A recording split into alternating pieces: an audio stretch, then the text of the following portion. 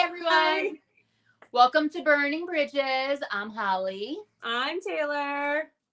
And today we are burning Picture to Burn. Woo! Picture to Burning Bridge. Picture to Burning Bridge.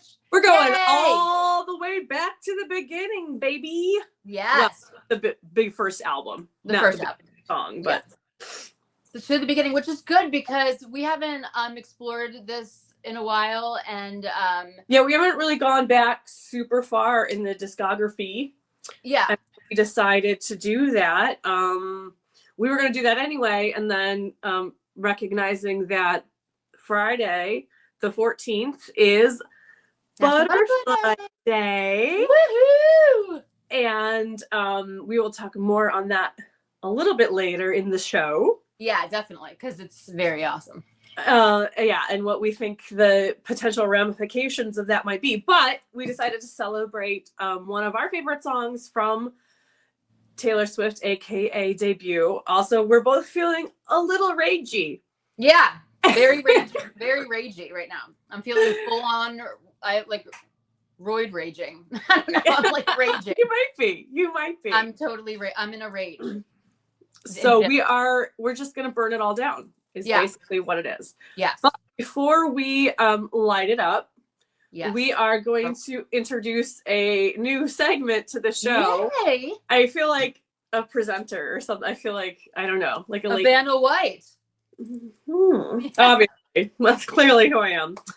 So every week we're going to talk about what Taylor song is hitting differently for us since we last recorded, because as Holly likes to say, oh, look at how glamorous you look. You are giving cheekbones. As Holly likes to say, Taylor's music meets you where you are at. Yes, it does. And I have talked about things like Tapephanies before, of where you can just kind of listen to a song you've heard 100 times and you hear the lyrics because of something you're going through and it has a whole new meaning for you, or you just suddenly are in tears because it's striking that whatever you're going through in that moment. Yeah. So, Holly, which Taylor song is hitting differently for you this week? I did something bad. Well, we did say we were feeling ragey, so yeah, only because I feel like I'm just in this very get out of my way. I have to do all this stuff, and I don't have enough time to do it, and I'm just in a mood where that song just is. It's just really empowering to me right now, and I'm just fully loving it. I'm fully obsessed and loving it, and it's hitting me in a more productive kind of way, more so than I did something bad, but more I'm getting all this shit done, whatever, and all the narcissists can go away. Yes, very good. I love that. What about you? Oh, for me, well, I am dealing with the end of a situationship, relationship, whatever you want to call it. So, Say Don't Go is really my big emotional song right now. Okay. Essentially my whole situation that I'm going through. But I will say that, I'm continuing to work my way through Taylor's YouTube channel. And I saw a live performance of Wildest Dreams, and it hit. I was whoosh. And I was I've heard this song how many gajillion times, and it's never really affected me. And it really. Well, was it the live one? I'm sorry, I'm playing with my light. Was it the live for her Grammy campaign one? It was when Lover had first come out, so I don't think so. Okay. There were it was 3 or 4 songs that it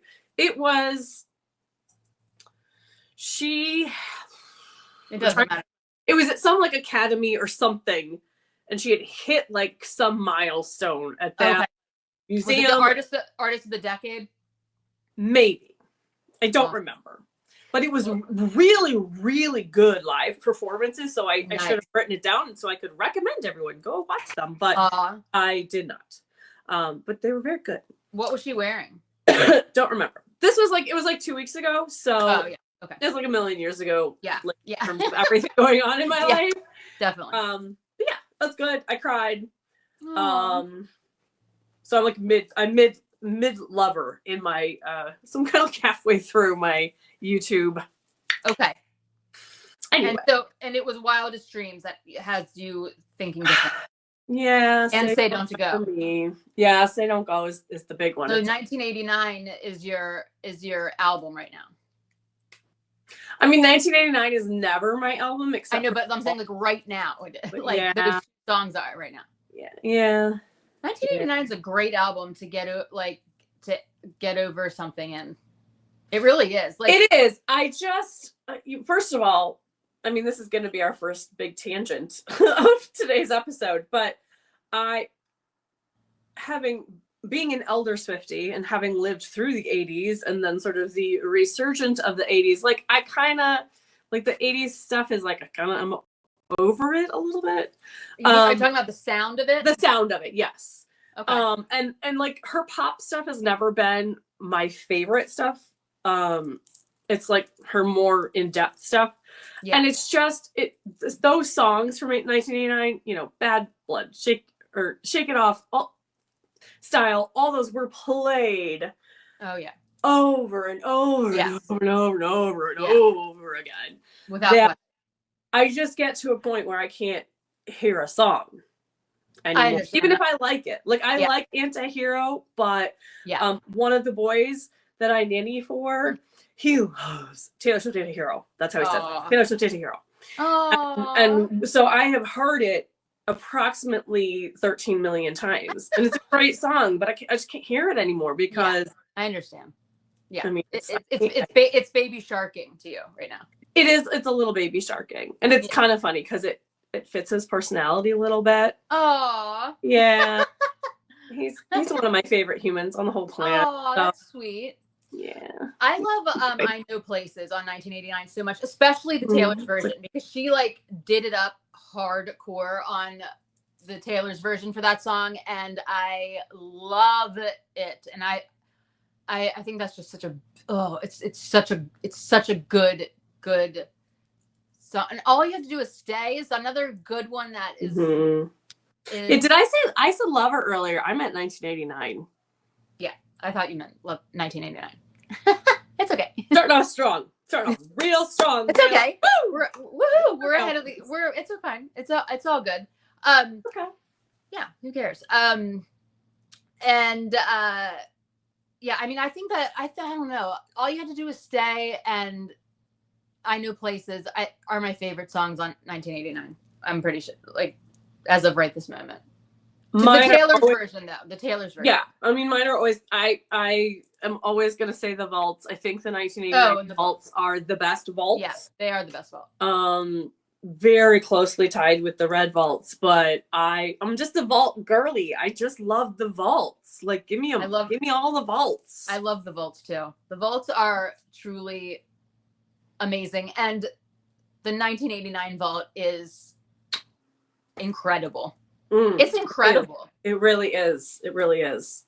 So yay for her for putting that out. Thank God we all got to hear it, because I mean, literally, now that we don't talk blew my mind for. And is it over now? And then when you incorporate Out of the Woods, and is it over now? And you tie them in, and it's just like this delicious, like it is. It's super bakery like treat. I do love it. I do love it. And what would she have done with these songs if she hadn't done the re-record? If all that had not happened and she'd not had to do the re-records? Are you asking what would have happened with these amazing songs? What my honest answer to that is? She would have released them eventually? Yes. Yeah, I think so too, because she would have recognized that they were too good to just sit somewhere. But yeah, she would have released like albums that were like that were just the vaults. You know what I mean? That like. I think she would have done it like the 1989 vault, like as an EP by itself. Maybe. You know what I mean? Because they're like just too good. Mm-hmm. I mean, that's what I like to think. Like or just release them and not even like maybe even let us know that they were previously written, and we would have all figured out some of the connections anyway, but yeah, I don't know. I don't know, but thank God that didn't happen, because I love the vaults, and I cannot wait for the Reputation vault. Oh my God. It's gonna be so fire. Ah! Speaking of fire, are you ready to light it up? We're ready to burn a bridge. I have a new candle today. I need to get again from Sparta. I will never not know where my camera is, but I have Fearless. I have not even burnt it yet. You will see it's Yay. what is it? Candle, so I don't even know. What does it smell like? Oh, you don't know. Cardamom, iris, and sandalwood.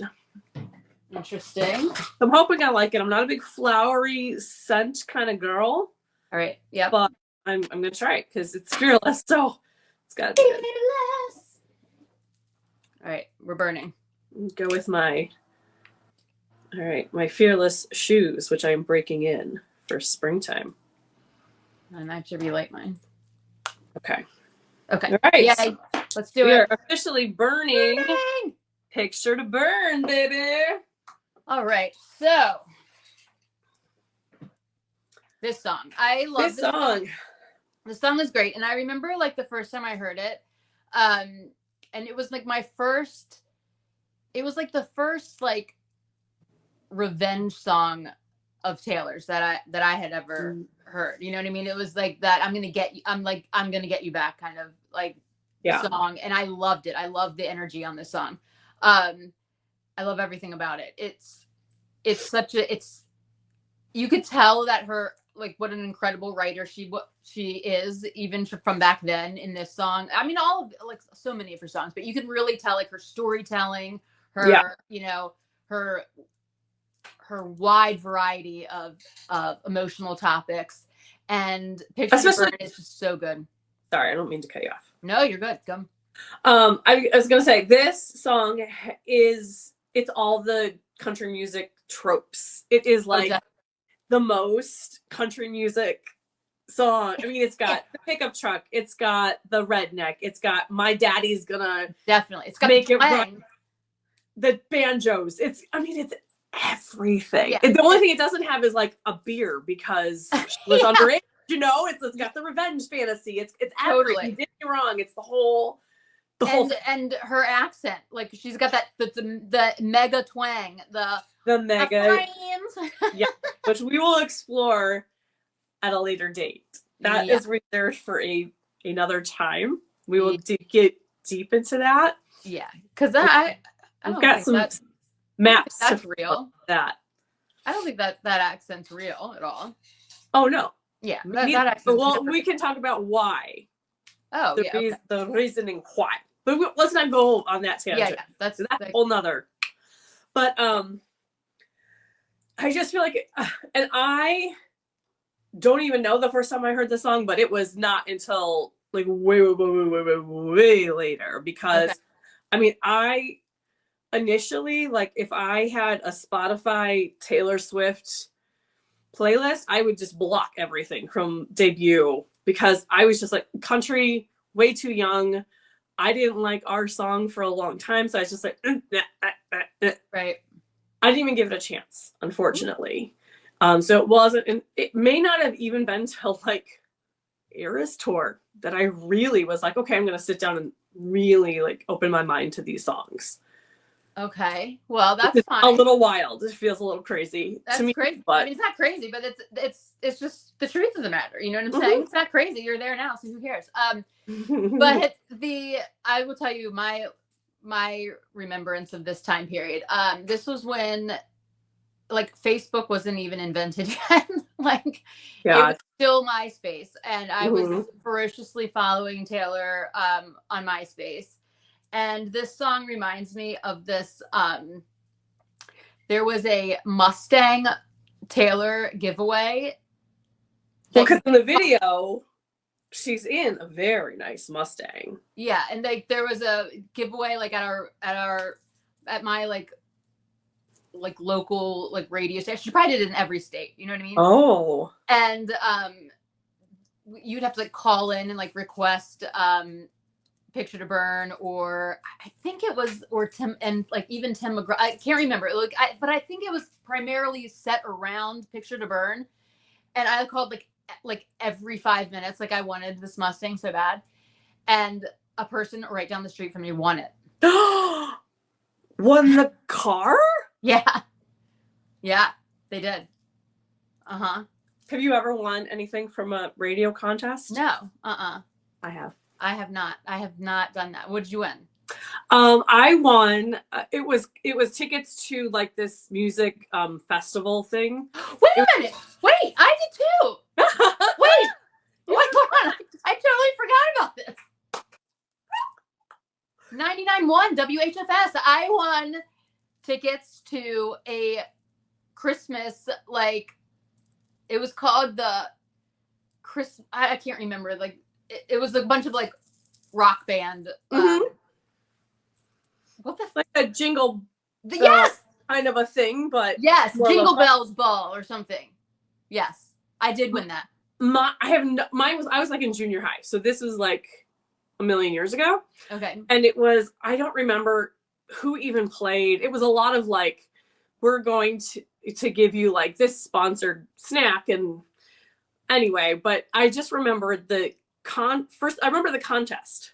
Okay. And it was like you had to give them a word, and if they couldn't rhyme it 2 times, I think it was, or 3 times, then you won. Did you give them orange? No, I gave them circle. And they tried with purple, and I was like, well, purple doesn't really rhyme, but they couldn't rhyme it more than that anyway. Nice. So I won. Yay! And then a tortured poet was born. Yes. And I was like wildly inappropriate with whoever the singer was. And I apologize to you, sir, whoever you are, because I was like in the front row, and I was like putting my hands up on his legs. I'm like, who was I even? I didn't even know who this person was. I think I was just, when you're that age, you kind of do what you've seen on TV and what everybody else does. Yes. So whoever you are, sir, I deeply apologize for non-consensually touching your legs while you're performing. That's hilarious. And you were in middle school? Yeah, I think so. Or maybe like a freshman. I wasn't old enough to drive. Like I had to get my friends' older brothers to take us. That's hilarious. Mm-hmm. Oh my God, those were the days. So like for Back to Picture to Burn though, I do. That's like I remember that promotion, and then I was like, I could not believe that somebody like right down the street from me won it, and I was like, wild. And then you had to see the car drive by. Yeah, and she sold it. No. But it wasn't like Taylor Swift sat in that car or anything, right? Like it was a nice car, but it was. Well, it was a nice car, but it did have like Taylor Swift written across the entire side of it, and I think her entire face on another side of it. It was like black and like, oh my God, it was like a humongous. It was very like no mistaking. I am surprised, knowing your personality the way that I do, that you did not go and knock on that neighbor's door and say. Well, she wasn't technically a neighbor. She was in the she was down, not neighborly enough. And I actually, but still, I could see you just like, hey, and she was. I will take that car off your hands if you don't want it. Yeah, but she was kind of a bee, and It's funny because we're having that little technical glitch again, and you blacked out right when you said. Oh yeah, she's definitely. She was yeah, and I was like, whatever. But anyway, like so this album reminds me of MySpace, of Tumblr, and actually this might even be before Tumblr. Like it's so blurry to me. This was so long ago, but I can't remember if Tumblr was going on. Live Journal, which I'm still on, by the way. Oh, really? Mm-hmm. That's where I read a lot of the Taylor snark. There's a big community, a pop culture community, and they do not like Taylor Swift, or they claim not to like Taylor Swift, but I think they secretly do because they all seem to know her songs very well. Yeah, exactly. Yes. This was like when Taylor would like answer back your MySpace like requests and stuff, like in messages and shit, and I will just say that Taylor's MySpace was hilarious. Like in retrospect, like when I think about it, I'm like, holy crap, it was so much fun. She was like, just her personality, she's hilarious, and her personality was just very funny. I wish that I had been a fan back then, because I think you just must have had so much more opportunity to engage or just like feel. Oh yeah, more it was way different. Yeah, for sure. She didn't have to be as guarded and as closed off. Oh yeah, no, and it was pretty hilarious. So yeah, so that's what this song reminds me of, and I think it stood the test of time as being like a banger. It never gets old. It is a great song to listen to when you just want to dance. Yeah. Or when you are rage. When you're mad. It's a really good fun song. It's a super fun, like, I'm gonna forget about you because you're a jerk song, and I love it. I love it. I mean, just to be able to go burn, burn, burn, baby, burn. Like, yeah. It's so great. I know. It's got a lot of the same mental, emotional energy as like, were you sent by someone? Yeah, but it's very different songs. Yes. But that same kind of cathartic. Yes. Oh, for sure. It fits her, like, her age bracket when she wrote this. Do you know what I mean? Like, it's the level of rage you'd be feeling at that time period with something like this. And absolutely. And yeah, I love it. I love it. I think her accent, like when I hear her accent though, I mean it does, like, I'm just like, Taylor. Like, why? I mean, I know why, but like, yeah, well, okay. I cannot wait. Okay, I'm like so interested, and if she is going to, I mean, I don't think it's going to make an appearance on the new one at all. I don't think so either. I think it would be kind of ridiculous, honestly. So wild. It would be so wild that I don't know. I think it would be kind of cringy. It would be so weird. It would be so weird to me if she has the accent back.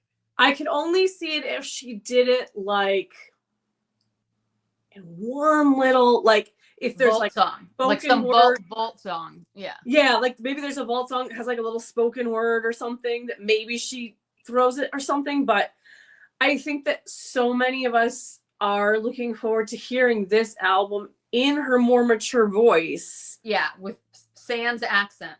Yeah, I don't know.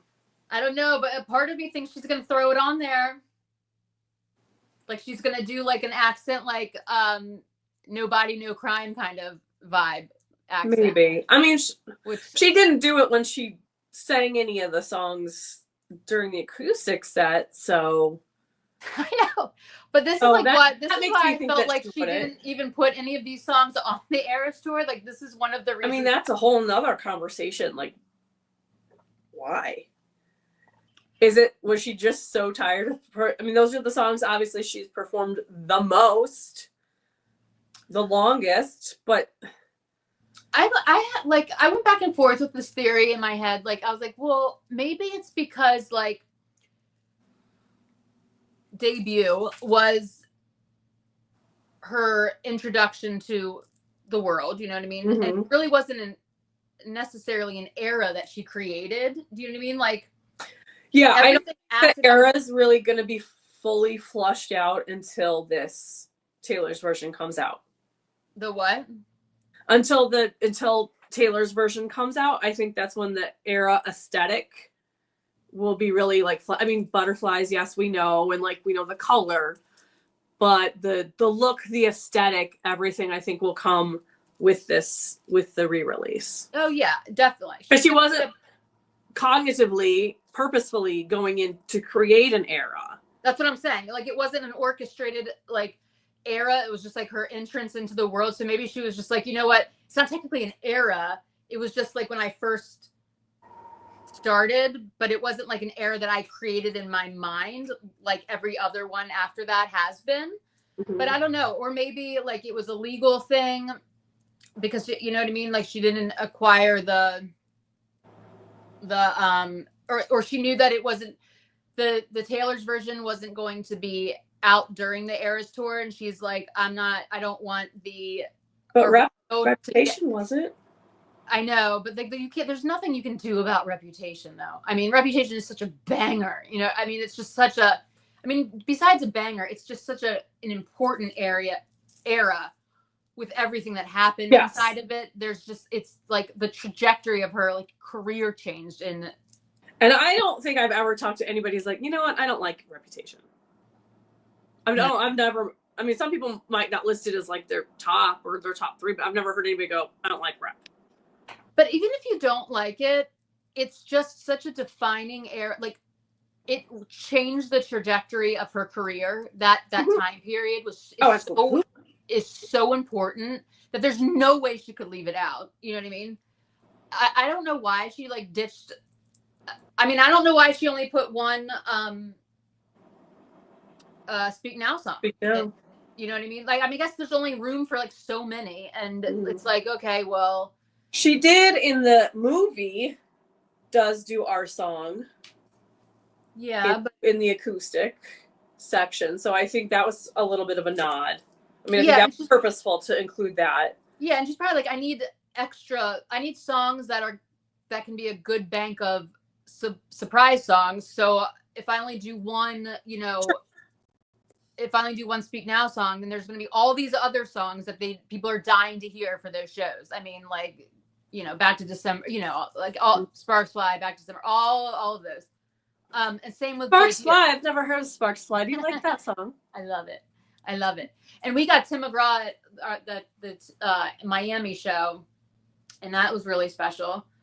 And so, yeah, I mean, I don't know. I mean, I'm surprised that she didn't just play like Tim McGraw every night. In a way, like, I don't know.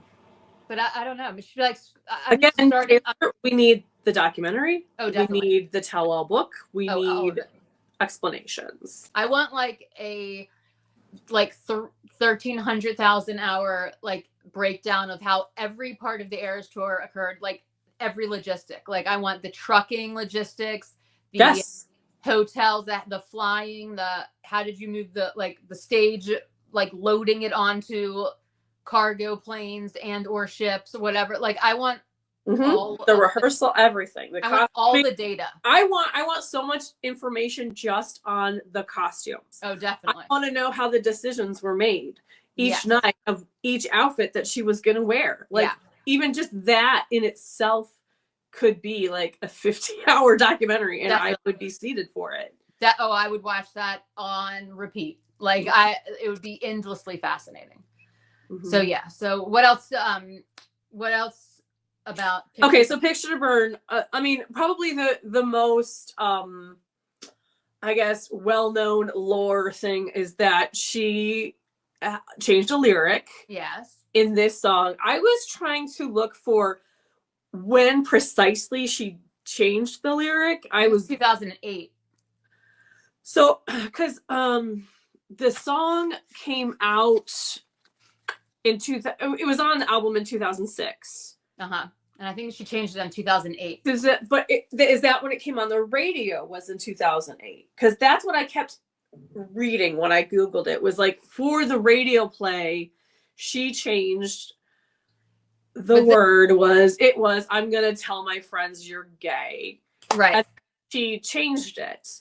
Which props to her, because that is gross. Right. Yeah, she should. And it's definitely something when you're younger. It's like you hear that and you don't understand the implications of it. Right. So I'm proud of her for making that change. Yeah. I was a little grossed out because when I was trying to figure out that specific, I hit a part of the internet of a bunch of people who were like, we like the original lyrics better, and like disappointed that she changed the lyric. And what's wrong with people? I don't understand that. Then of course there's like the galers who think it means something, and it doesn't. But I don't understand the people who don't understand why it's a problematic lyric. I mean, this isn't the "Hey kids, spelling is fun." I mean, that's not a problematic That lyric. was a problematic lyric, though. I mean, for my ears. It was problematic in that people didn't like it. They thought it was silly, whatever. She took it out. But she didn't take it out because it was offensive. It wasn't offensive, yeah. I mean, it was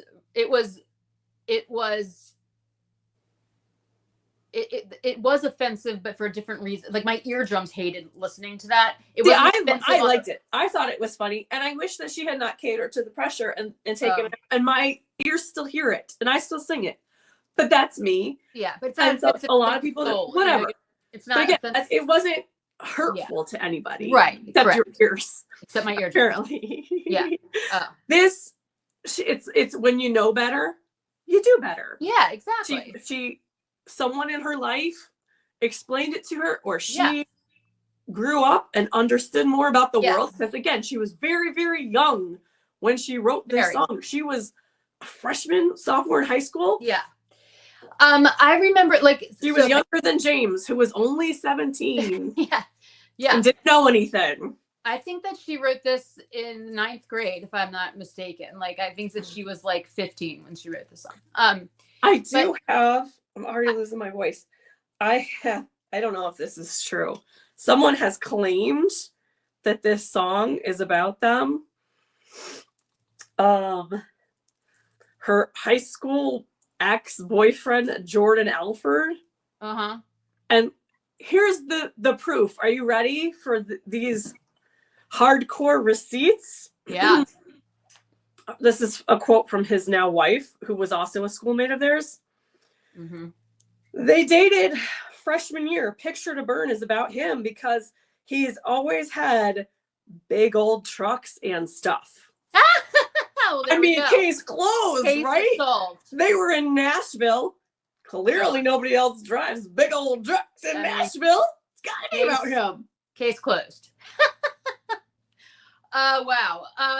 Well, that goes into the probably, like, he wishes bucket, but but they go on to say they weren't offended by the song, but I mean, he's not a redneck.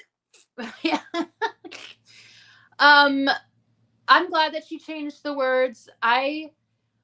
This is my memory, and like, I should get out my big giant file on this, but I haven't looked in it yet for Picture to Burn. However, if I remember, it was like 2008. I feel like that it was changed in the physical copies. I know, like, it only in the original copy of this album is the only one that has the former lyrics in it, and it was like the first round of them. The first printing immediately changed. Like, so, and I can't even remember if I think that it was only a CD. I don't even think there was a vinyl immediately. I think the vinyl came later. Because vinyls weren't really a thing then. Yeah, I can't remember. But I know kind of like the Woodvale, like, that people will still kind of look for it because it's more valuable, because it's rare. It was rare. We were there.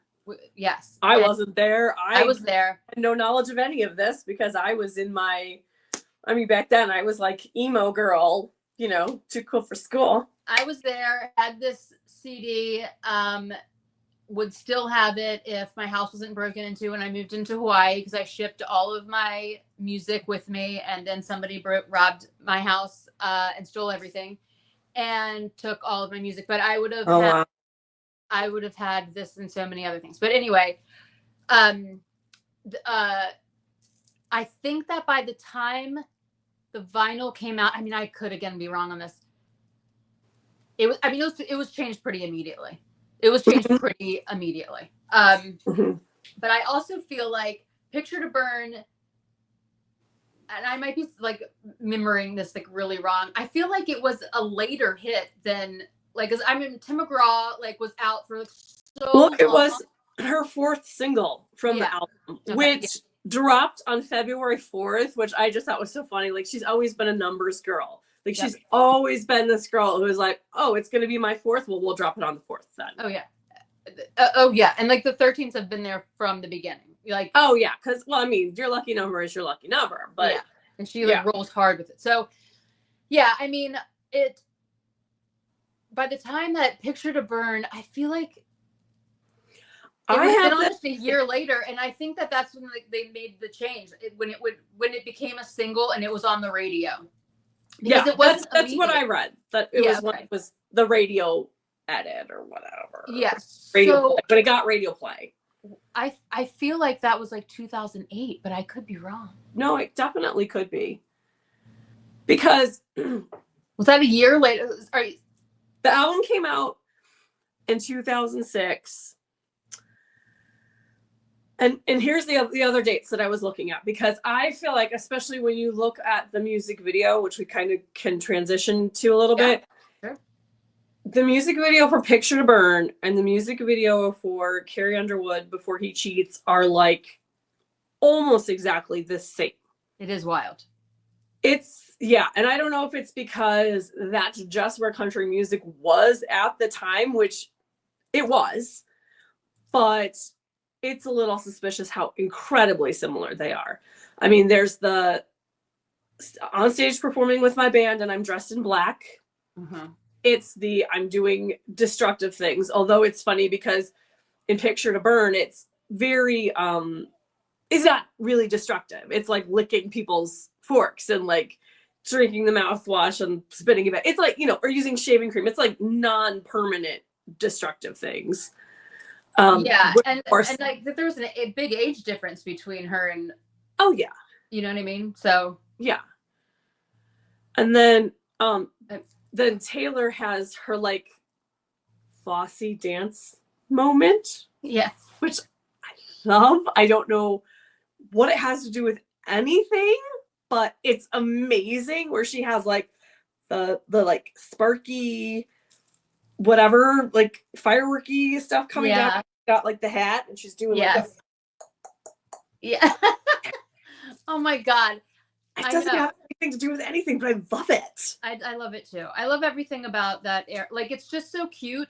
It's just so, she's so young.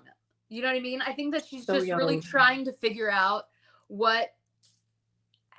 how to merge her like extreme gift of like songwriting with this other side of this industry, which is like the performer part of it. And like most people like in country music at the time were like very like, I mean, I would like say like they were more showy than like songwritery at the time period. For sure. You know what I mean? So it was like that part came easy to them, like the dancing and like the glam and all the, just the showiness of it.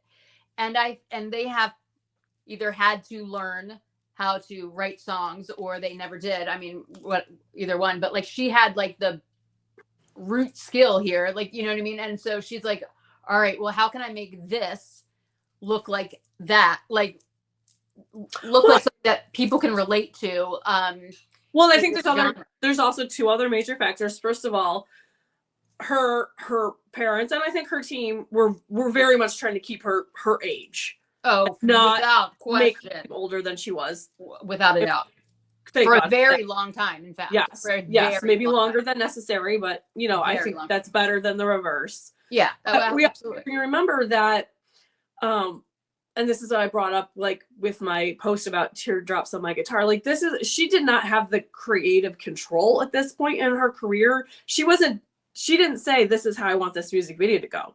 Somebody came in and said, okay, I'm the director of the music video. This is the idea we have, and this is how it's going to be. And I mean, I don't think she really had the ability to say yes or no to probably anything, or if so, maybe, had ability to say no to maybe one or two things.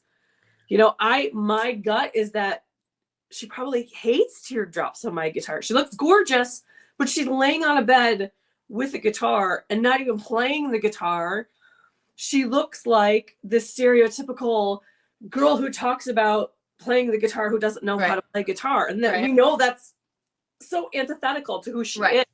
Yeah. So there was probably, I guarantee you, a lot of that happening. I feel like after this, though, she gets very in control of everything she does.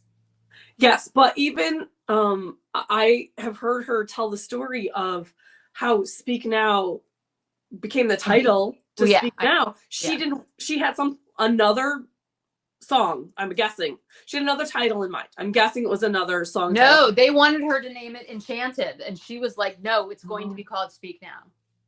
That's not the story I heard. She wanted it to be called Speak Now, and they wanted it to be called Enchanted. That is very different than the story that I heard.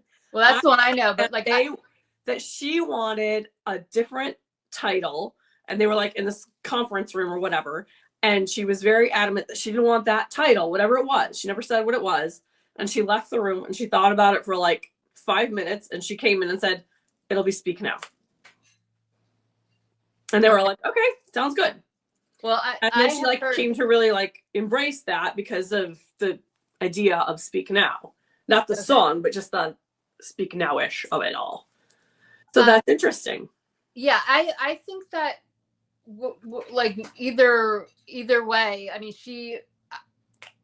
I know that they wanted to name it Enchanted, and she was like, because that's what her perfume ended up being named. Yeah, and like it's not a song about being enchanted. Like the album is like literally speaking now about what's going on like in your life. Like it's speaking now, speaking up. It's like she addresses so many things on that album.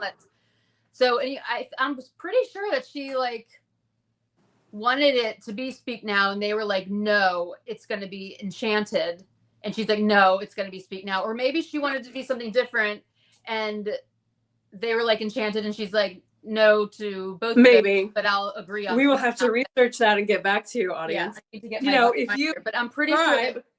Subscribe. Yeah, you can find out the answer and hit like and subscribe and all that tittle tattle that you know how to do. We don't have to tell you, but do it.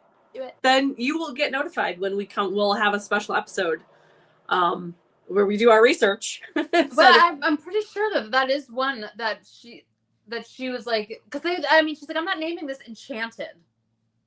Mm-hmm. That would be a horrible album cover. Album title, I think. It's much better as a pure perfume name, that's for sure. Definitely. I love the name Speak Now. So anyway. I don't love the song. Oh, you don't? Because I just feel it from the bride's point of view. Like it's like, yeah, of course her bridesmaids are gonna like, of course you were invited.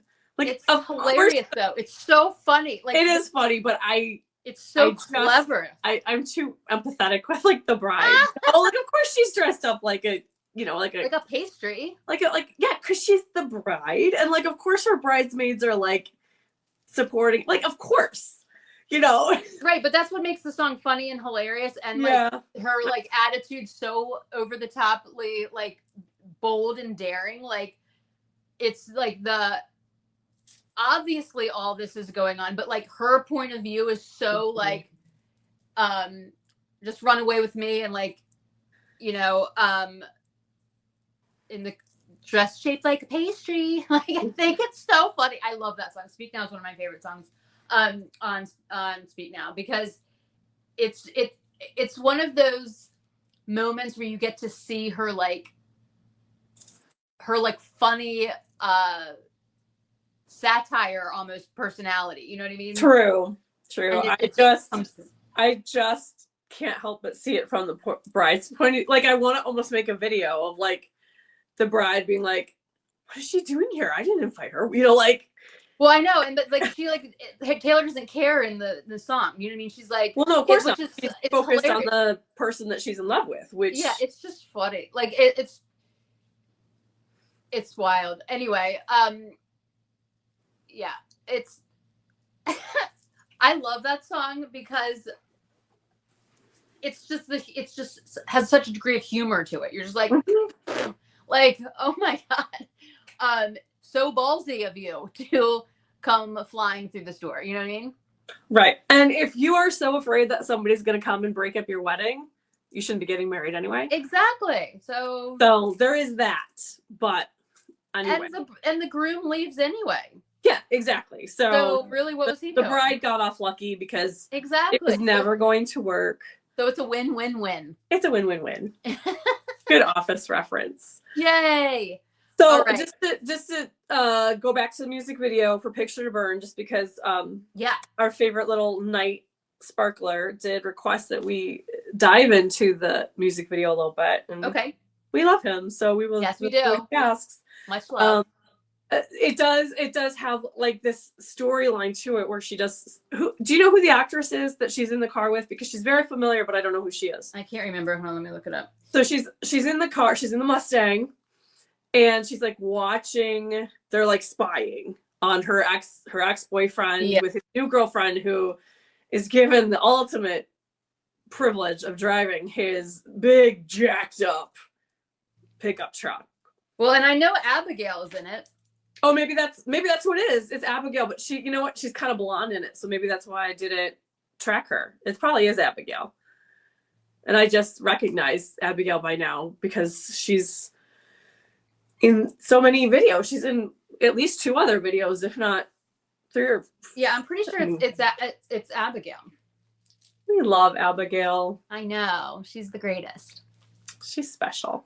She is special. What a crazy placement to have in life, like to be Taylor Swift's BF in high school and remain friends all throughout all of this. I mean, what a wild ride that must be. And to secretly run Taylor Nation, which is my theory. Oh, really? Mm-hmm. Well, maybe she might. She definitely might. She definitely might. Anyway, so she's like, he never let me drive that pickup truck. That accent into the video, and then at the very end he walks in with the girlfriend into his, I guess, apartment, because in this fantasy they're old enough to have their own apartments. I don't know, they're old enough to drive, which she damn near had her own apartment like a year later. True. And sees the toilet paper and the whatever, and he's like, Taylor. But it's really, she's been fantasizing this whole thing. She didn't really do all these things. And it's really Abigail that's going, Taylor, hello.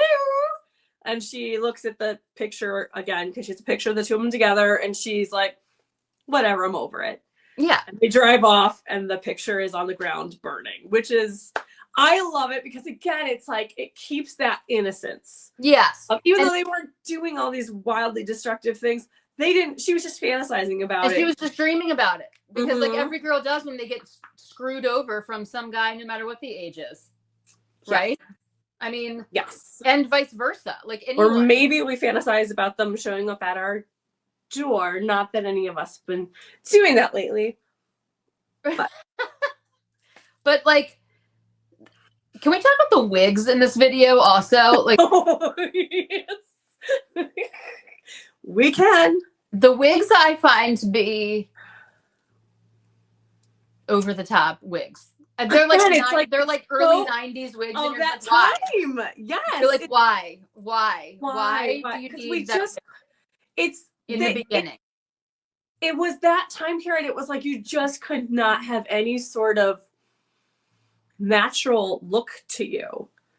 You had to be super skinny. You had to be all layered. You had to like have full beat makeup. You had to have the ringlets. You couldn't have, natural curls. Well, I think her ringlets are pretty much natural in the video, but like style. They're style. The opening scene, she's wearing a wig for sure. That is a crazy wig in the beginning. Mm-hmm. like the guys in the band with their like crazy suits and like glasses. Mm-hmm. Mm-hmm. They've got like almost like Men in Black kind of looks, which again, that time period. Like we're gonna go in like spies kind of and do this. It's wild.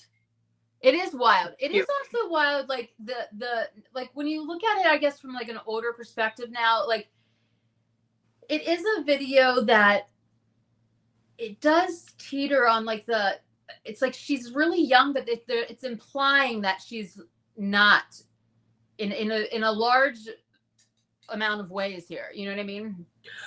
I mean, even because she's driving this driving, like she couldn't even drive yet, and it's like a really nice car.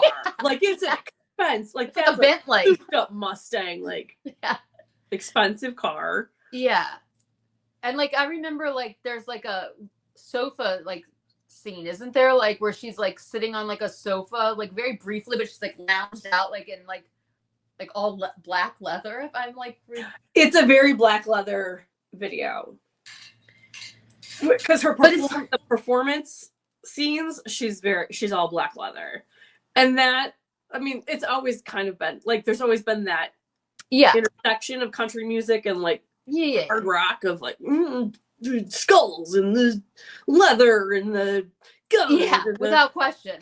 You know, but I'm just saying, like for like an age, like I don't know, but in that time frame, that was very the aesthetic. So it's like a weird period of time for her, like to be popping into this crazy world as a songwriter in this almost in between, like you're not like it's like you're not even like a driving teen yet.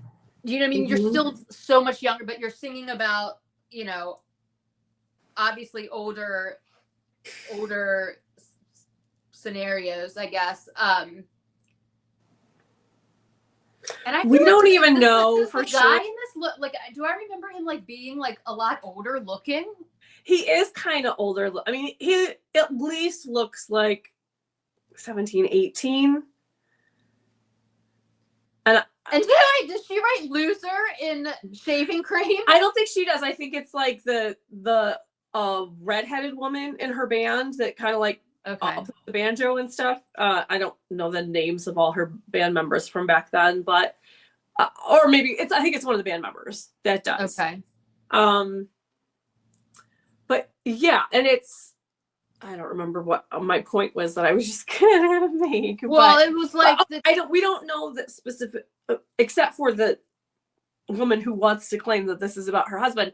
We don't know for sure that this is actually A, about someone she knew, or B, about someone that she actually dated. Like, right. Or I also read that it was just about some guy in her school that she thought was just kind of narcissistic and kind of a jerk. We don't know.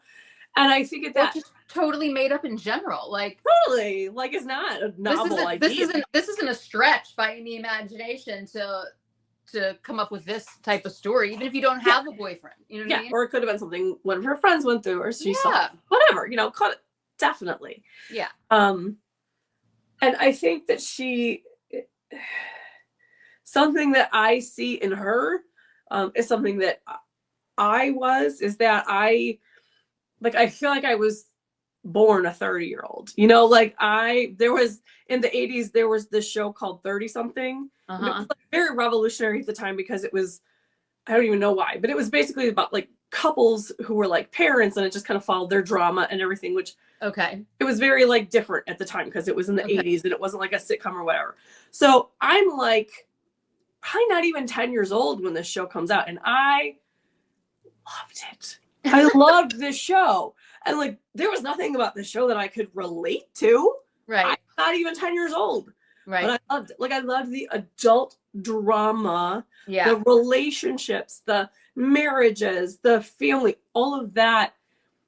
For whatever reason, it's just always been kind of my oeuvre, if you will. I understand. Taylor's is that type too. Absolutely. And I think it just comes to having imaginations and like I relate to what you're saying, because like my favorite song when I was like 6, favorite song without question, like got the record, played it every day, nonstop, every single day, cried when the record broke, had to go get another one, couldn't live without it, was Africa by Toto. That is like, that's a good one. Is that what's the first music you bought with your own money? Oh, yes. I bought Madonna's, was it like a, no, not like a, I bought, it was a Madonna, it was one of Madonna's. Borderline? It wasn't Borderline. I think it was True Blue. I think it was True Blue. True Blue was a very special moment in the Madonna discography. Oh, I love that. Yeah, it was True Blue. First, and again, I was like 7 or 8, I bought We're Not Gonna Take It by Twisted Sister. Oh, nice, the nice. 45, which Nice. for those of you who don't know what a 45 is, it's basically a single, but Yeah, vinyl. record form. Yeah. And yet I played it on my Fisher Price record player.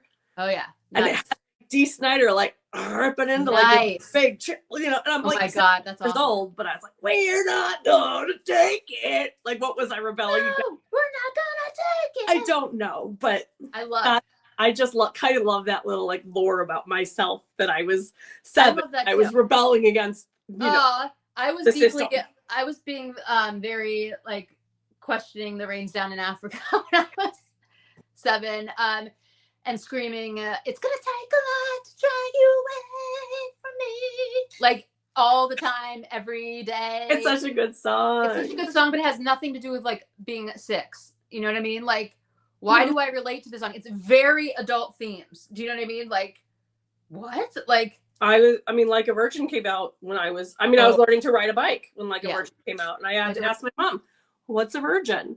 And she said, it's somebody who does something for the very first time. You're like, oh, and I'm like, I'm a virgin. That is like maybe the best parenting moment. My mom, like, I mean, that's amazing. That's a good answer. That is a very good answer. Very good answer. Very good answer. Very good answer. I can also remember. Okay, so like I bought Madonna, but then I was deep like into. I mean, this is like later though. I mean, like listen, I've been like I was very into Broadway for a very long time, like hyper into that, mixed with an obsession with Metallica, an obsession with Guns N' Roses. Guns N' Roses, I'm such a big GNR girl. An obsession with oh my God, so many just amazing. Why can't I think of the Red Hot Chili Peppers? Prince. Like, I mean, like, just, I don't know. I've always like loved music so much, but I feel like back then, like this genre, like radio just played every genre next to each other. It was like, I don't know, you'd have like Madonna, and then you'd have Guns N' Roses, and then you'd have like Def Leppard, and then you'd have, Led Zeppelin. Yeah. I mean, just you were exposed to everything. Well, and then MTV came out. See, like I grew up, I lived with my mom was still in college when she had me, and we lived at my grandma's house. And I have an aunt that's like 9 years older than me. So she was like exposed to so many things like before me, you know what I mean? Obviously. But I would just like go through like all of her stuff, like all her records, like listen to everything when she was at school and like get into all of her stuff. And like, I was a big pain in the ass, but like, that's like, a huge part of like how I got into music. I mean, my grandmother was a dance teacher. She was a ballroom dance teacher. She was a dancer herself. She taught everyone in my whole family how to dance. Wow. My grandpa was super into opera. Like my mom was into like whatever was going on at the moment, and Linda Ronstadt and Rod Stewart and Jackson Brown. I know your mom, Linda Ronstadt. I know. Talk to me about it. Oh yeah, big time. And so like I had like all these like interesting influences in like one house, you know what I mean? Like that were like so diverse, and I like just loved it all. So but I remember like I vividly remember the first time I heard Toto's Africa. I was literally at the toy store. My mom was going to take me to buy this toy that I wanted. I have no idea what the toy was. But that song came on like the intercom, like the and I was like, what is this song? Like, I'm like, I don't want the toy. I want this song. So we went to the music store and then got Africa, and I listened to it endlessly. Aww. It's still on my Vibe playlist. Like, it's like I've never ever gotten rid of this song. It's like always been a part of my life. Anyway, all right. So do we have to talk more about the video, or is there more? No, I think we got it. So thanks, Speak Meow, for asking us to do that. We love him. Love, total. And unfortunately, this was a game day decision of what song we were. What song we were gonna do. So we don't have any other questions from any other sparklers, but I think we covered it. I think. Yeah. We dove into it. So that means that we have to pivot into the upcoming national holiday. Oh, yes. Oh my God. Yes, you guys. Do Yes. you have some theories? Are we going to bake a theory cake? Yeah. Oh, you guys! Oh my God. Girl. Hold on. Let me get my glasses. I gotta get my I have been keeping this secret from you. You have? For like 2 weeks. For what? For like 2 weeks. Oh and my! I was like, how am I going to work this into Picture to Burn? Because I mean, it's not a very deeply theoretical song. Yeah. I love it. Yay! Your sweet mom messaged me and she was like, if you want some glasses, I will send them. What? And she went to the store and they didn't have them. Aww. And I was like, oh no. And so I looked online and they were wildly expensive. And I'm like, well, that's ridiculous. So I'm like, well, I'm just going to take a shot and I'm going to go to the dollar store. And they had them. They had them? Oh my God. Awesome. Are you kidding me? They have them? And I was like the most excited person in the dollar store ever. Oh. And so. Yay. Yes. Now we can bake our cake. Now we can bake cakes. Okay. So. Butterfly Day. Okay. Well, I don't want to reveal something. I guess I'm going to have. Okay. So. I mean, you don't have to reveal anything you don't want to, but you want to get it on the record. Well, it's going to be on the record because it's coming out tomorrow because it's part of the origin story that I'm doing tomorrow. Like, that's getting released tomorrow. We talk about this. Oh, okay. Please show us the calendar. Okay. So here's the calendar, right? Mm-hmm. And actually, you guys will be seeing this after origin stories. So I'll just say, continuing on from our origin story discovery. Dot. Here's what happened. So I was doing the interview and we were talking about how I peruse this calendar like the Rosetta Stone, and shocking. I was like, so we were like, I'm like, well, I think something's gonna be happening on National Butterfly Day, and then I think something's gonna be happening on National Snake Day, because there's only a few national days on this calendar, right? Right. Didn't you say that those are like the only like non-actual holiday? There's another day? There's one National White Wine Day is also one. Which is hilarious. My butterfly ear cuff got thrown off with it flew away. Yeah. But the lovely sparkler that I was interviewing, which you guys will all know by now, because it's already been out. So Addie, no, I don't know who it is. Could be anybody. Could be me. It's not. Well, you guys will have already seen it because it's coming out tomorrow. So because you have subscribed. Yeah, and you guys will already see it. So Addie came up with. She was like, "Let me see this closer." So I pulled it up closer, and this is National Butterfly Day, right, in blue. And it's a different color? Yes! It's National Snake Day is in green. Okay, but why? I don't understand this whole Reputation is green. Reputation is black. Because the snake is green. The snake is also red and gold. Yeah, but like the emoji is green and people have just adopted that. But like, green is... black and green. Evermore. Oh, I don't think Evermore. No, green. No, I'm sorry. Green is... brown is Evermore. What's green? Green is a different one.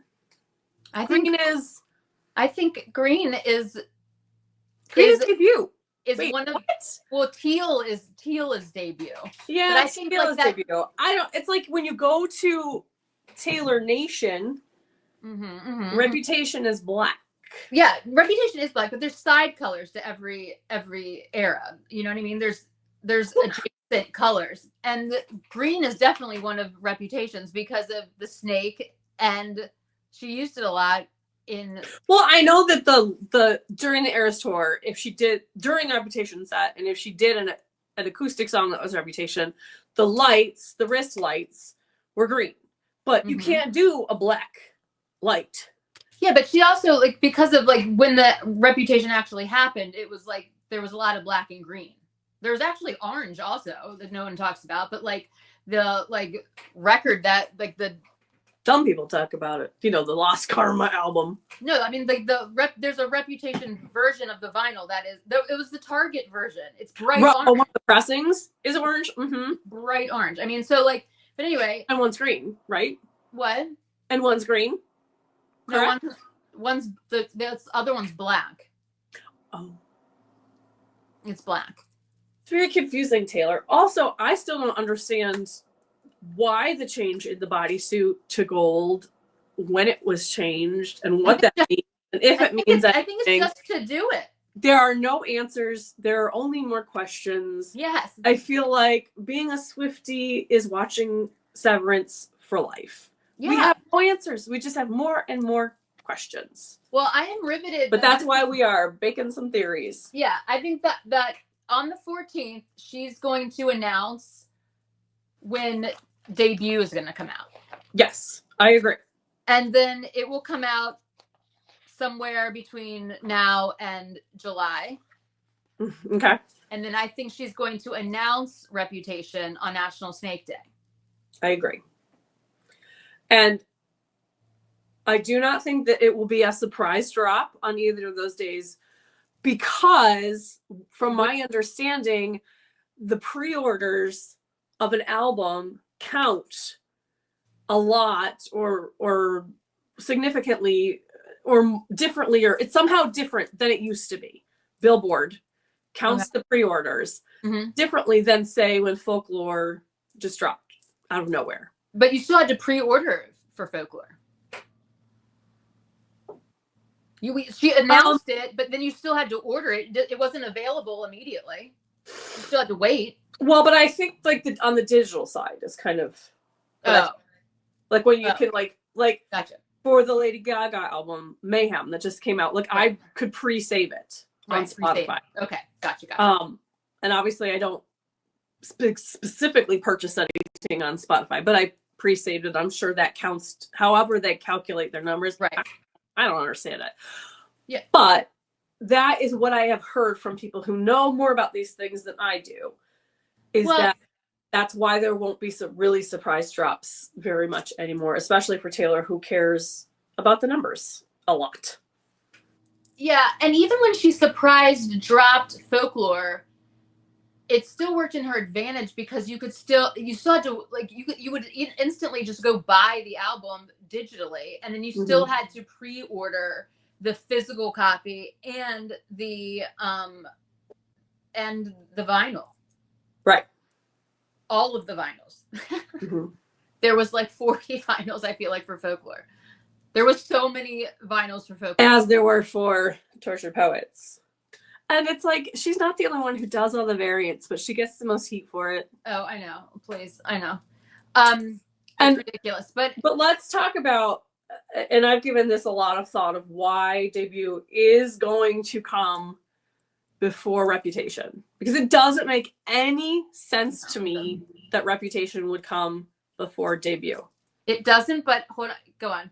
Say what you're gonna say. I feel you.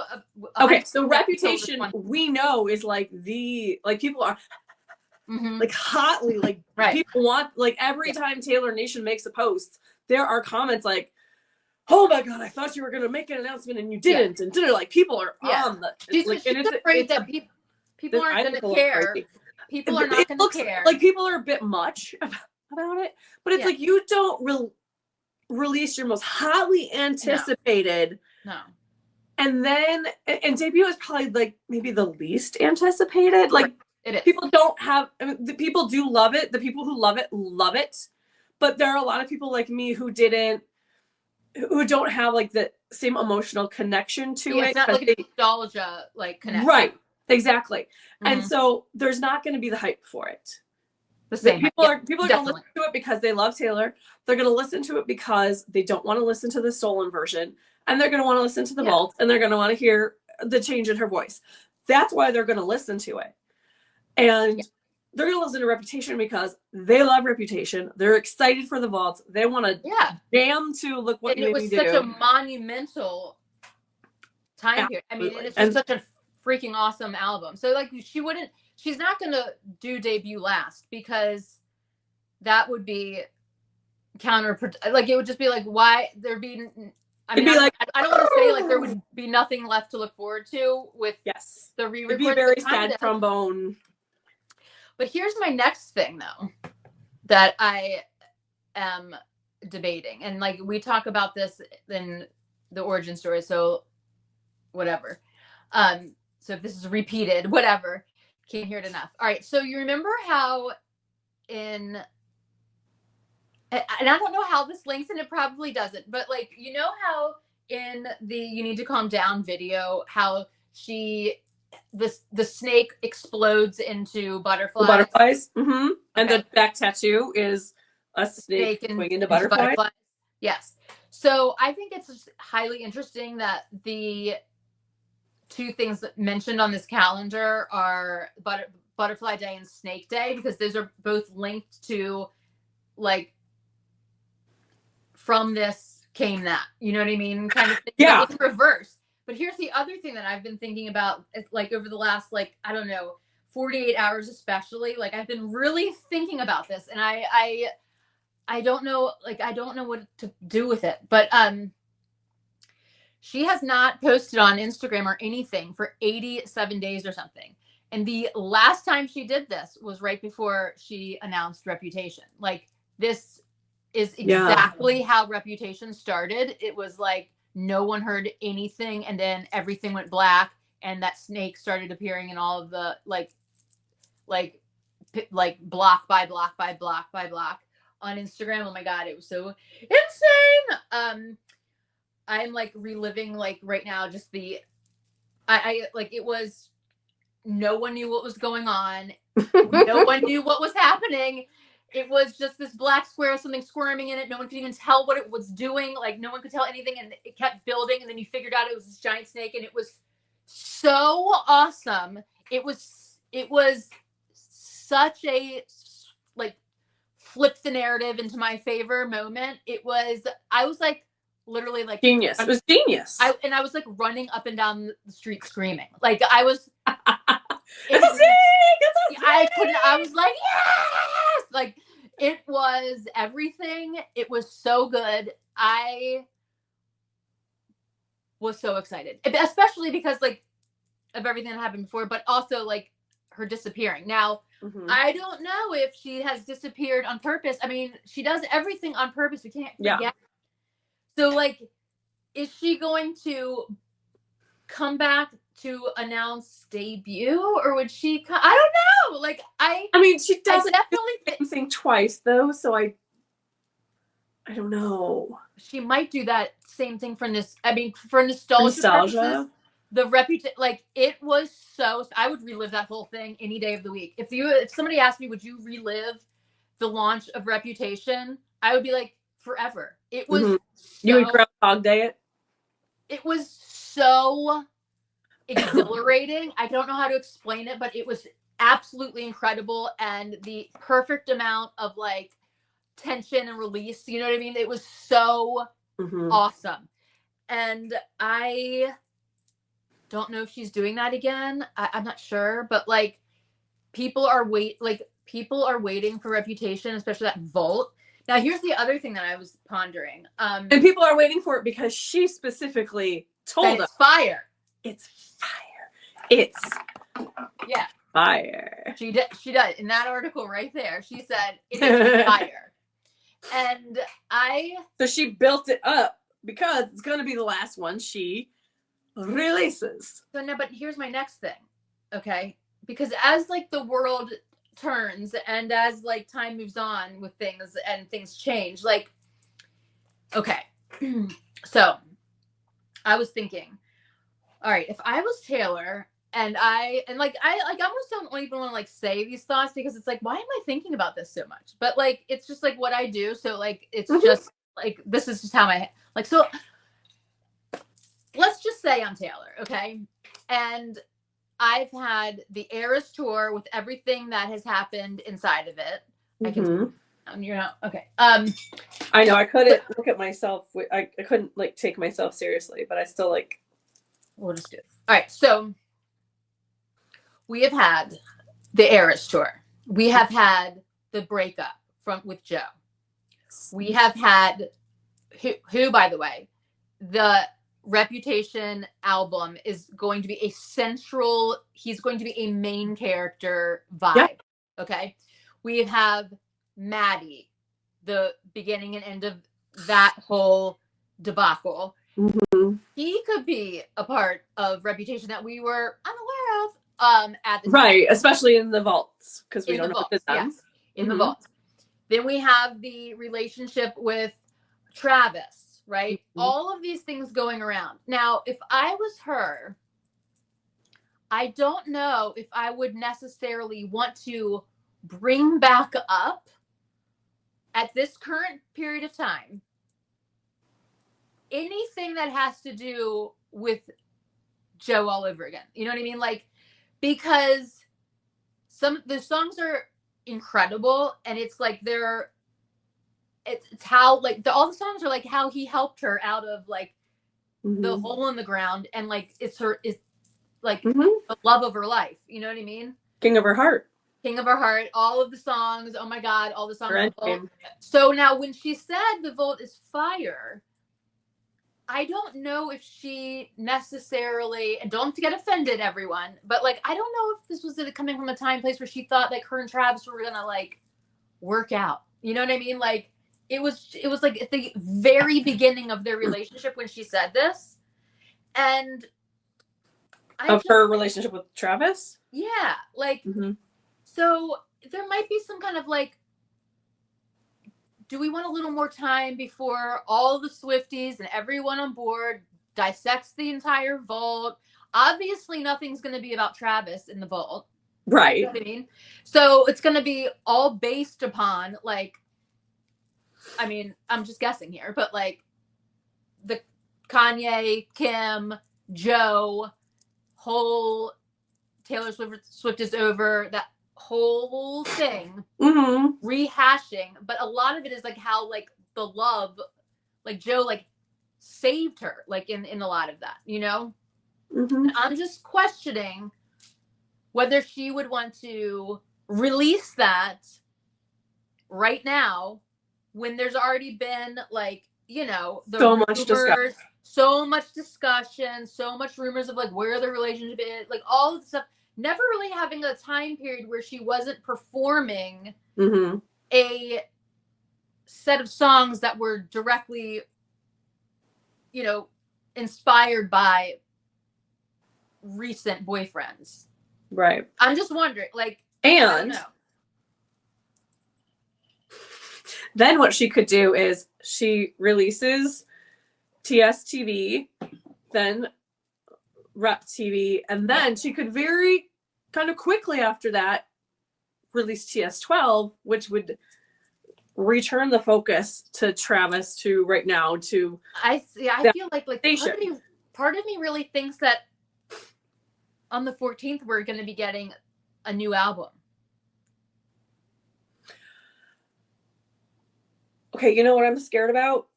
What if we're just getting the debut cardigan? Well, why would we get the cardigan and not the album? Because she's been releasing all the other cardigans. Yeah, but she already has we don't have the debut cardigan, and we don't have a Reputation cardigan. Yeah, but we're not going to get those until she released the album. We don't know. Oh, I'm trying to temper my expectations, Holly. Well, what if nothing happens? I mean, that's a possibility too. But I think something is going to happen. But the other thing is, like, would she release an album this close to Lady Gaga's album release? I don't think anything's getting released on the 14th. I think it's going to be an announcement. Yeah, I think. Okay, so half of me is like it's going to be TS12, and half of me is like it's going to be debut, and then this like devil on my shoulder is like, Holly, the last time she had this blackout is because of Reputation. What if she announces it on the Butterfly Day and it comes out physical copy in July? It's a long wait. It is a long wait. She doesn't really roll like that either. And she does have a pattern with the re-releases. 2 re-releases and then a new, 2 re-releases and then a new. then I also think that after the Eras tour, she's gotten rid of her pattern. Yeah, that's true. And I would just like to point out one more thing, is that, you know, there are people, a lot of people, who rightfully have pointed out that a lot of her outfits that she wore to like the Chiefs games and everything, very rep coded. And yes, they are. And they have been for a long time. But I don't think that really means anything, because we know she's going to release Rep TV. It's already recorded. It's going to happen. It's going to be released. So she can throw as many Easter eggs for Rep TV out there as she wants to. She can Rep TV it up for years if she wants to. Well, if she wants to. I mean, she is going to come out. She literally did extend her trademark when it will have to first be used. I mean, and the only like the thing that's making me like think that like Reputation might be later on is because I think that her and Travis's relationship progressed in a way that she wasn't like you know, she wasn't betting on. Wasn't, yeah. She didn't see him coming. Well, yeah, and like it was just like, I think she's like, well, this will be a rebound and whatever. But like she maps out everything like so far in advance. I think that there might have been. They circled him on a map. Do we need to get back to that discussion? No. You can go back to our last video. Alchemy is literally about Maddie. Go through our discussion about the alchemy. Yeah, and there's got very heated. Not really. It's just that it's about Maddie healing. So, I'm just trying to like, you know, get people to watch it. That's all. Yeah, please go watch it. But it's all love. It's all love between us. Man, how many of these videos have we done? I cannot figure out the camera angles. I'm supposed to be better at these things than this. Why? What's happening? I can't figure out the camera angles. I can't. You're over here, but for me, you're over here. Oh, because it's backwards. In the camera, you're over there. Yeah, I'm over there. It's fine. We'll figure it out. It's okay. One day we'll do them in person, and we won't have to think about it. So listen, I don't know what's going to happen on the 14th. Okay, like I feel as though something is going to happen, but there's too many options, and I feel like there's been like a redo in my head, only because why would she want to reignite all of the talk? I mean, did you see all the talk that was going on with when Joe was at the Oscars? Okay, can we talk about that for a second? Crazy. Can we talk about the people who pulled a muscle to try to make a connection between Travis's brooch and Joe's brooch? This is what I'm talking about. It's like, what are you doing? First of all, let me just I'm going to say something in Joe's favor on this one. It is very Britishy to like do brooches and things. Like that is a very like Brit man style. More so than in fashion, right? What? It's also just like a lot of guys at the Oscars wore brooch. Yeah, but like if it was like, I know it's such a stretch, but like honestly, Joe has been like dressed up in like he dresses proper. Just as sharp, you know what I mean? Like in a lot of ways, like and not like not in a sparkly blouse. No, like in a classic like tailored like British style kind of way. Mm-hmm. Like he doesn't take fashion risks. He's a London boy, you all. He is not wearing a like. He's riding on his scooter. Yeah, he's not wearing like a stuff with name brands all over it. He's not tacky, okay? Like he doesn't have any tackiness in him. Okay? Like he is. Did you just call my boyfriend was tacky? I absolutely did. Yes. Wow.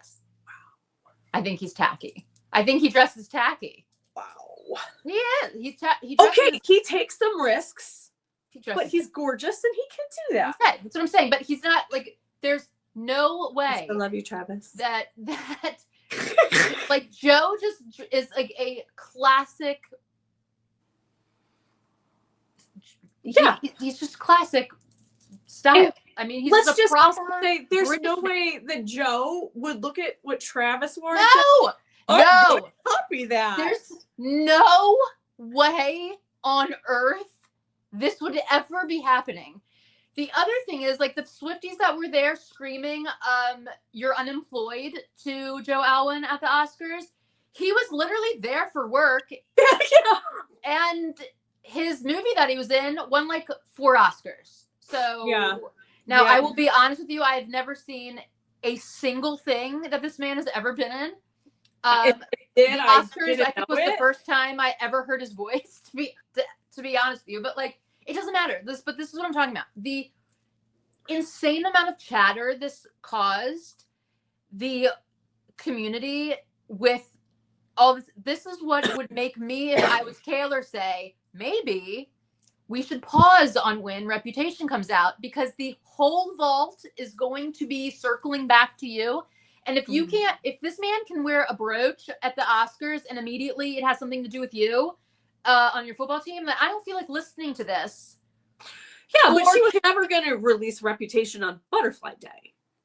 But you're just saying, like, to release Reputation first. I'm saying, like, if she releases Reputation on National Snake Day, that's only like 2 months away, 3 months away from now. I thought it was in July. It is, but like it's like March, April, May. Okay, so it's like 4 months away. It's not that big of a like it's not that much time. When you live in Florida, maybe July feels very close. When you live outside Chicago and it snowed on Friday, like it's July very far away. Yeah, but it's really not, though, in the timeline of like how people move on from things. Like, if the Oscars was any indication, like if I was Taylor, I would have taken that Oscars as a litmus test to when shit is going to be released, because I'd be like, oh hell no, these people are still like comparing, contrasting. I mean, unless there's a summer wedding in the works. I mean, maybe if that. I mean, I don't know, but like, still, would you want your honeymoon overshadowed with like non-stop talking about the Reputation vault and Joe? No, and like people need to, like, we make fun of Joe. We don't understand. I don't get it, but she did. She really did. Yeah, and like I don't think it was a great relationship, but I don't understand the people who feel the need to like attack him, go after him.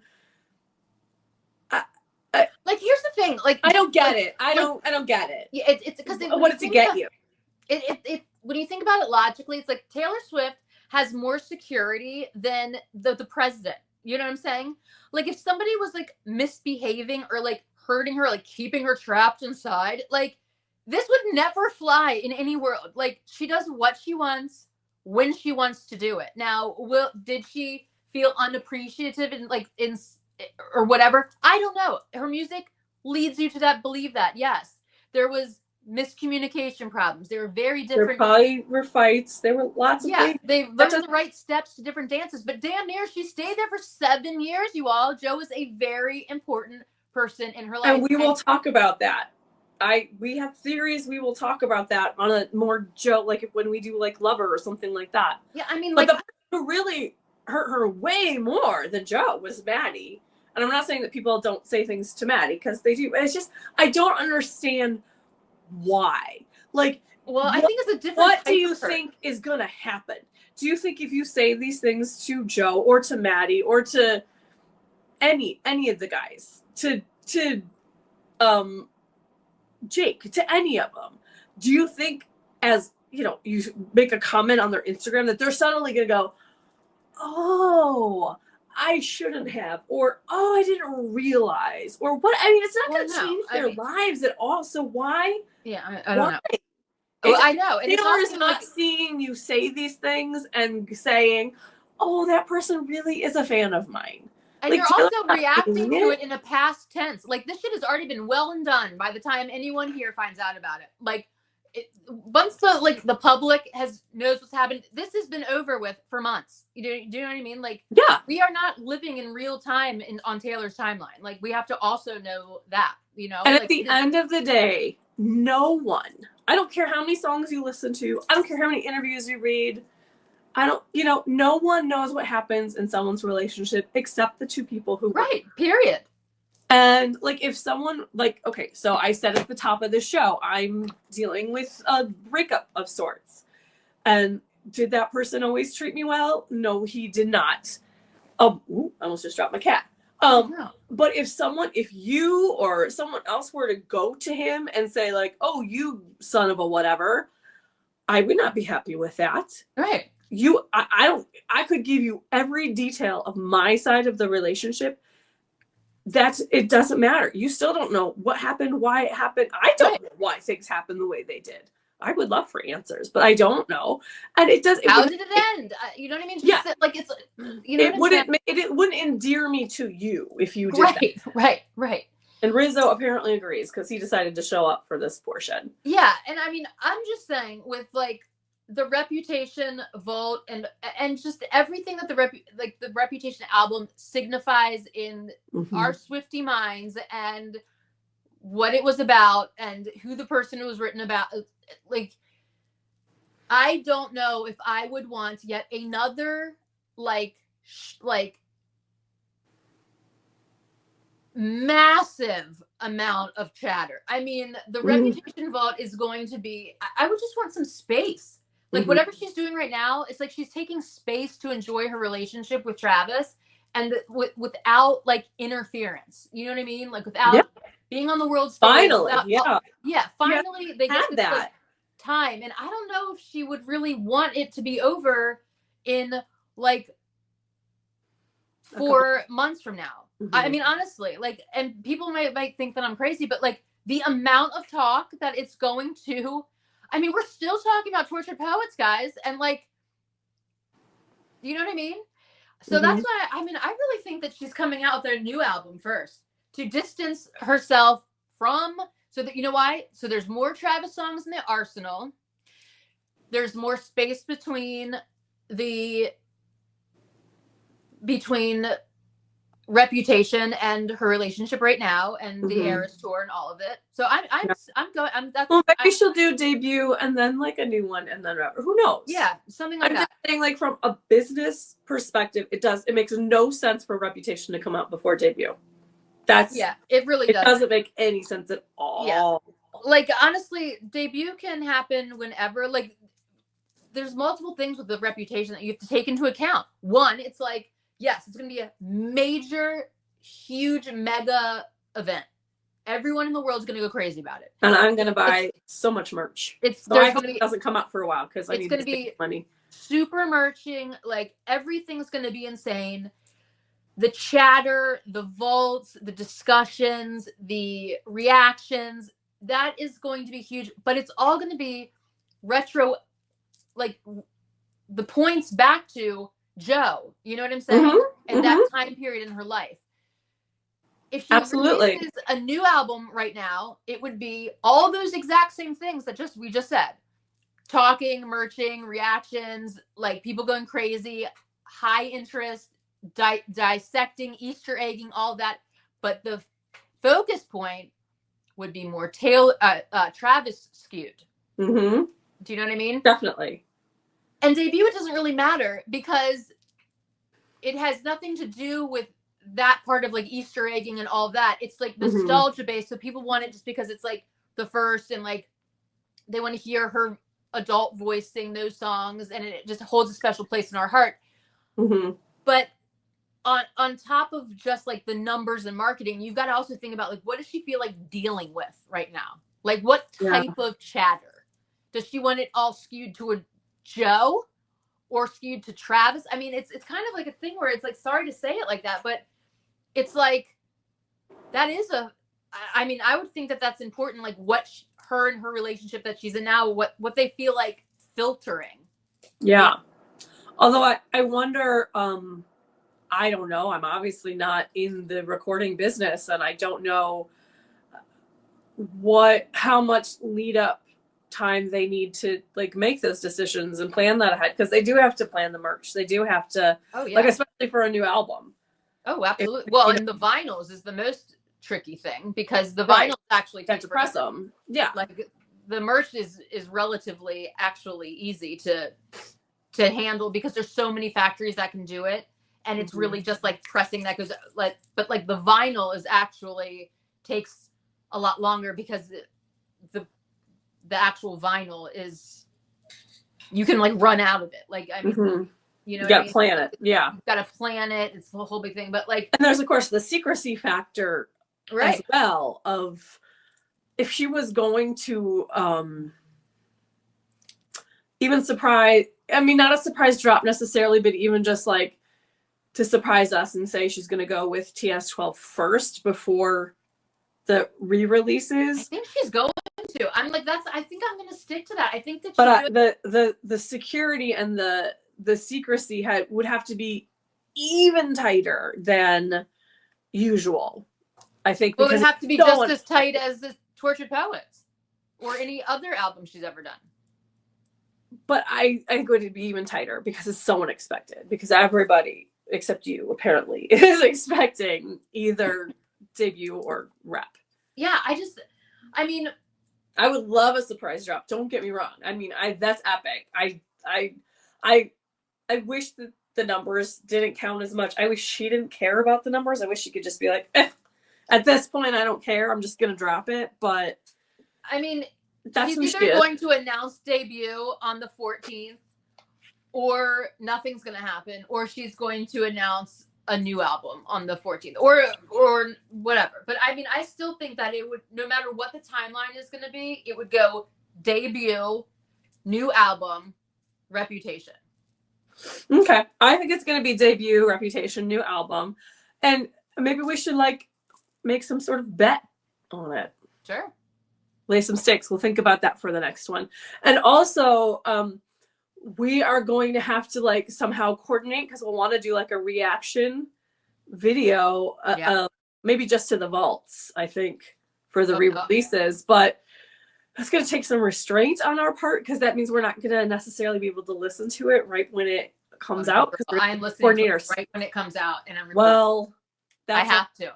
Like, I have no patience. Like, I have impulse problems and like literally had to change my VPN to New Zealand standings to listen to Lady Gaga. Depending on when it comes out, maybe we can. I mean, I'm down for like recording in the middle of the night as long as I'm not working the next day. Whatever, we'll work it out. But we'll have to do that. We'll have to figure that out. So, but maybe we can come up with some sort of. I mean, I don't know. A bet. Yeah, but like the 14th is obviously coming up soon, so I don't know what we could bet, but yeah, I don't know. I'm not sure, but I mean, I just think you're always right about these things, so I'm probably gonna lose. No, I'm not always right, but I just think that it's like either gonna be debut or nothing. We both kind of think debut is gonna get announced on the 14th. Yeah, I just think the order after that, so maybe. I just think for some reason that she wants more space in between. Yeah. I think she's going to do her new album after debut, and then she's going to do Reputation.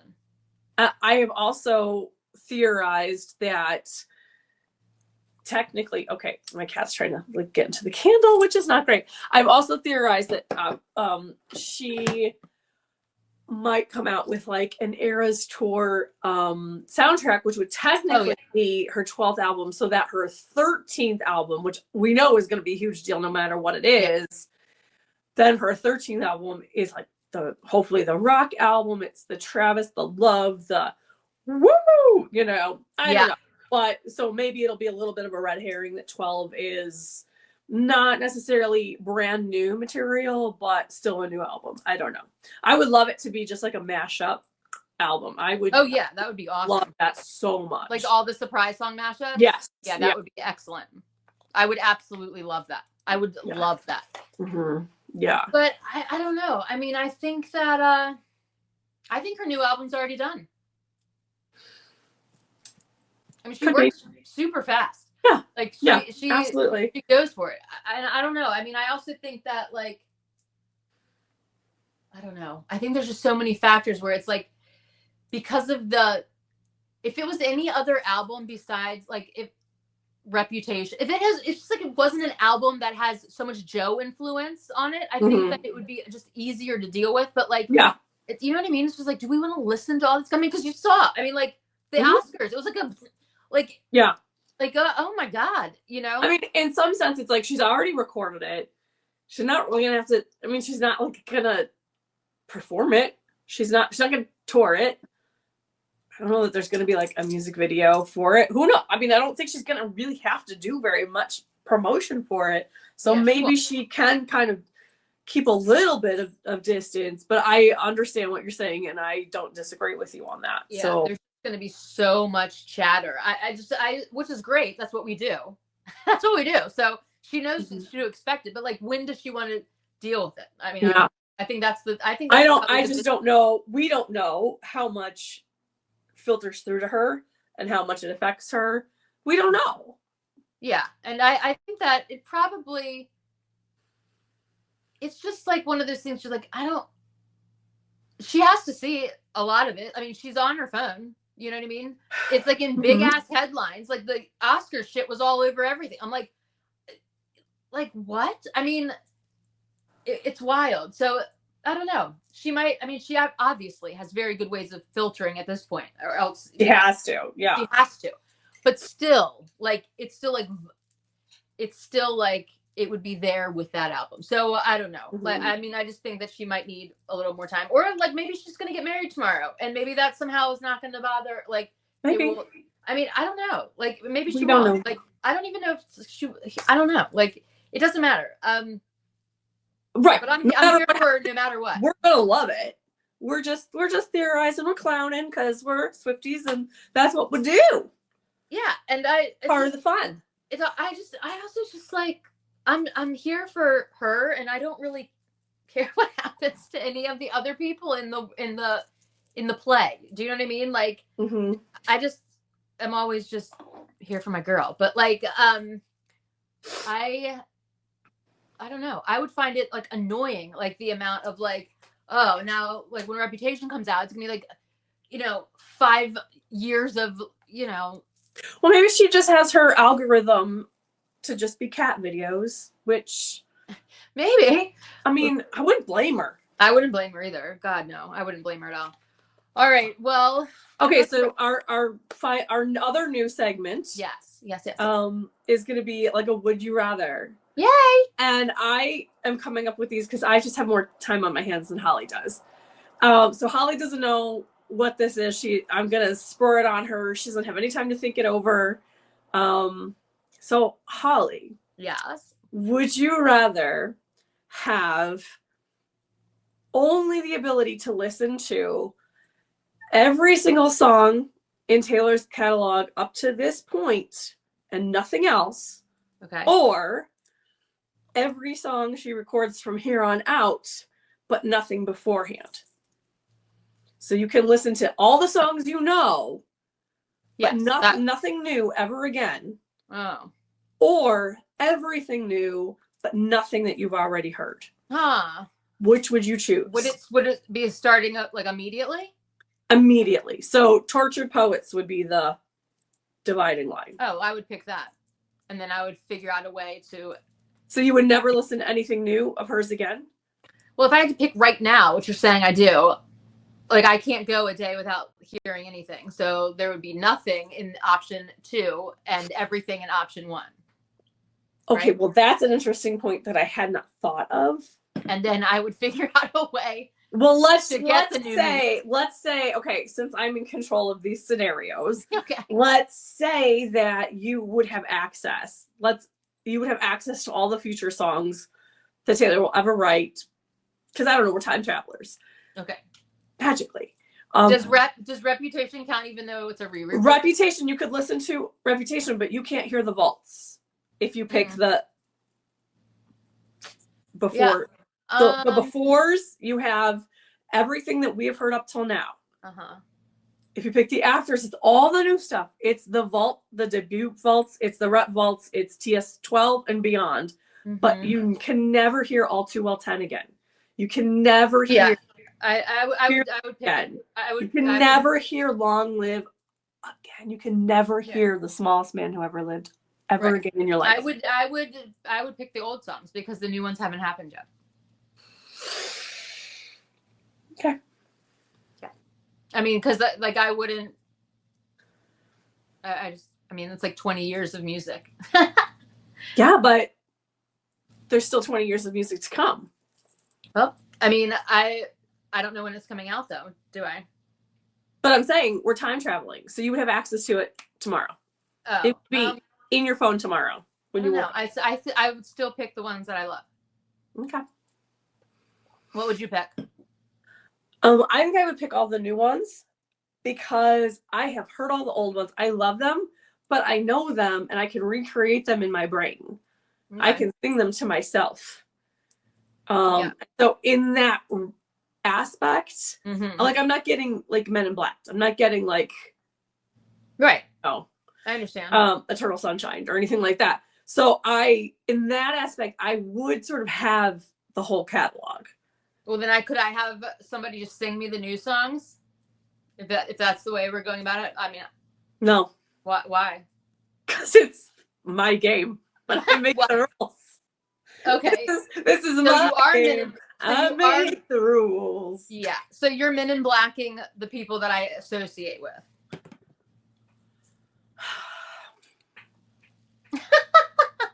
Well, they don't have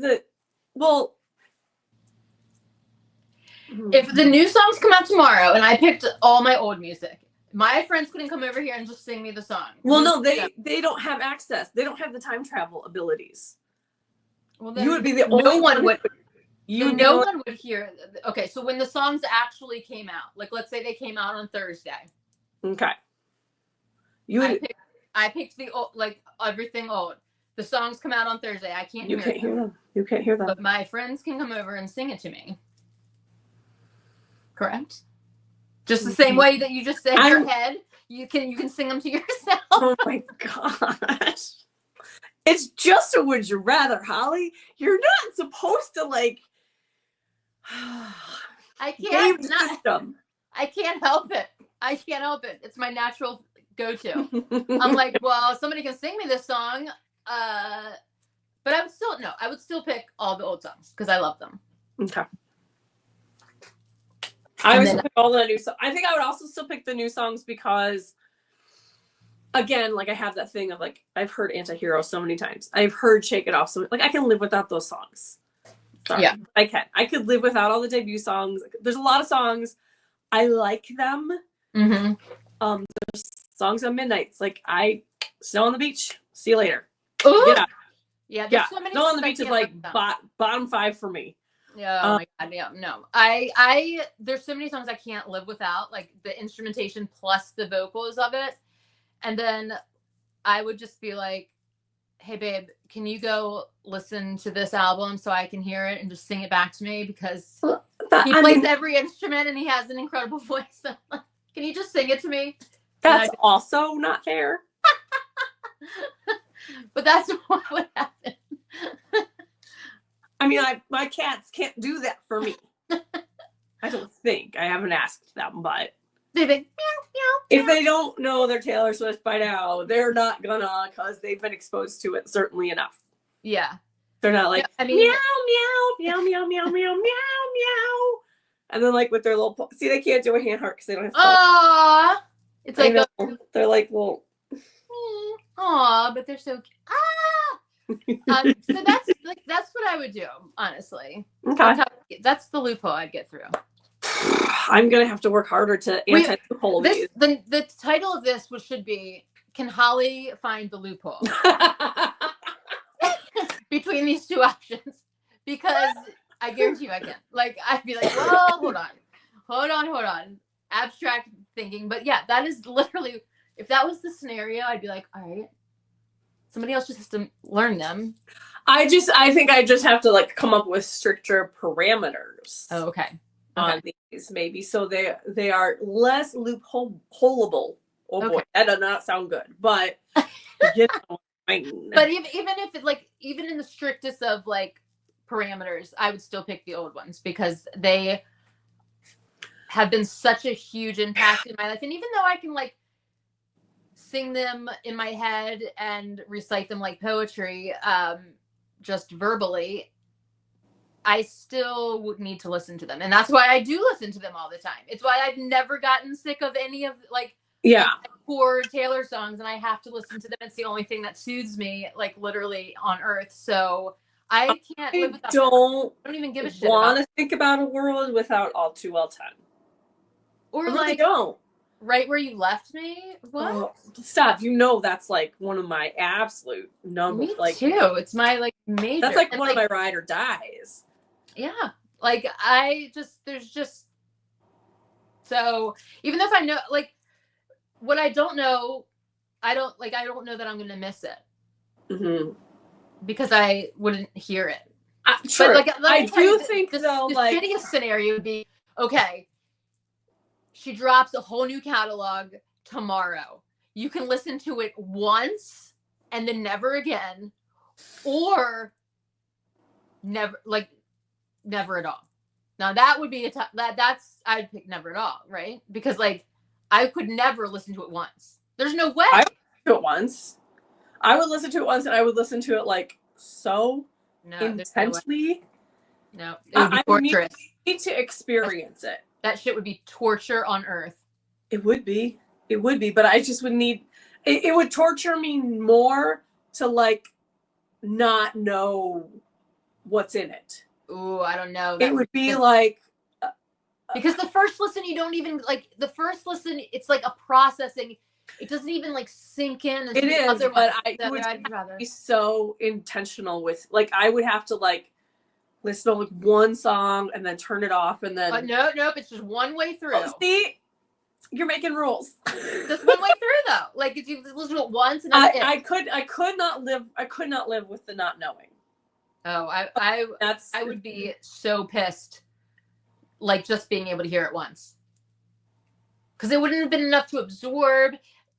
It wouldn't have been enough to stick, and so therefore it'd just be this torture world where I would be like, I wish you just left me wondering, and I'd been like, and that is why I would have ending on the torture post for it. I mean, I would grieve it. I would absolutely like. I would take it in, and then I would grieve losing it, but I would have to know what was the mystery of it. Would eat me alive. I think I would if I could only hear it once and just one way through.